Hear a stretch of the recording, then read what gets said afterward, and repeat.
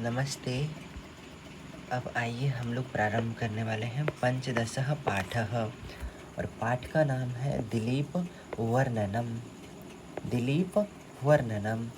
अब जो दिलीप वर्णनम पाठ है वह कहाँ से लिया गया है, कहाँ से संकलित है, तो आप बताइएगा। रघुवंश महाकाव्य से। कहाँ से? रघुवंश महाकाव्य से, यानी रघुवंशम से। कहाँ से? रघुवंश महाकाव्य से। और रघुवंश महाकाव्य में कुल कितने सर्ग हैं? कितने सर्ग हैं जी? कितने सर्ग हैं? इसी तरह टोटल 19 सर्ग हैं। कितने? 19 सर्ग हैं। कितने सर्ग हैं? कुल 19 सर्ग हैं। रघुवंश महाकाव्य में कुल 19 सर्ग हैं। 19 सर्ग में से जो प्रथम सर्ग है, प्रथम सर्ग का ही कुछ पद्य अपने पाठ में लिया गया है, अपने पाठ में संकलित किया गया है। यानी प्रथम सर्ग से ही कुछ पद्य को दिलीप वर्णनम पाठ में संकलित किया गया है, लिया गया है। ठीक है। पहला प्रश्न कि रघुवंश महाकाव्य के रचयिता कौन थे, लेखक कौन है? तो महाकवि कालिदास। याद रखिएगा, महाकवि कालिदास ने रघुवंश महाकाव्य को लिखा। महाकवि कालिदास ने रघुवंश महाकाव्य को लिखा। और इस रघुवंश महाकाव्य में कुल कितने सर्ग हैं? 19 सर्ग हैं। 19 सर्ग में से जो प्रथम सर्ग है, प्रथम सर्ग से ही संकलित है अपना पाठ दिलीप वर्णनम। प्रथम सर्ग में कुल कितने श्लोक हैं, कितने पद्य हैं? तो 95 पद्य हैं। ठीक है। कुल 95 पद्य हैं। तो क्या कुल पूरा 95 पद्य यहाँ पर लिया गया है?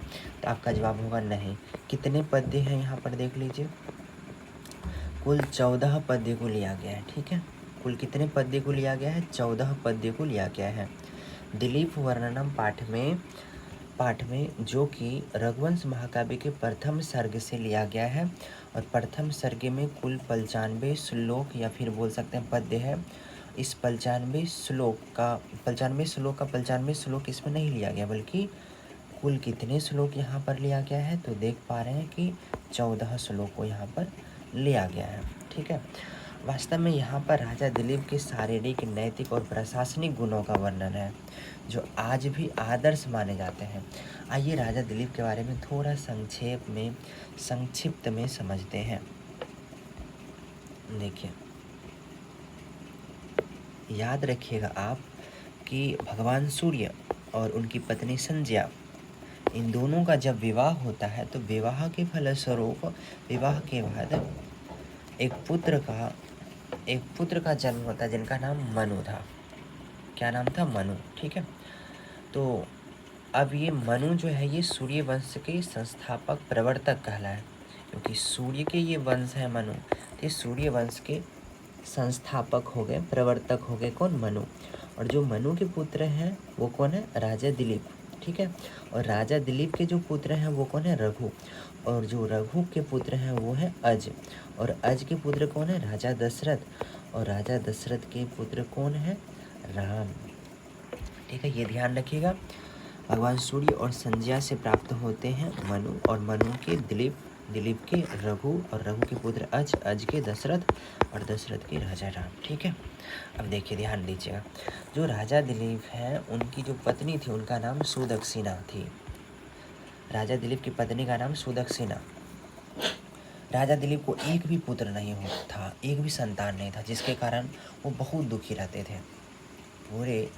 पूरे जितने भी पूरे उस समय की बात करें, उस समय दुनिया में जितने भी राजा थे उन सभी राजाओं में एक ऐसा राजा था राजा दिलीप कि उन्हें एक भी पुत्र, एक भी संतान नहीं था।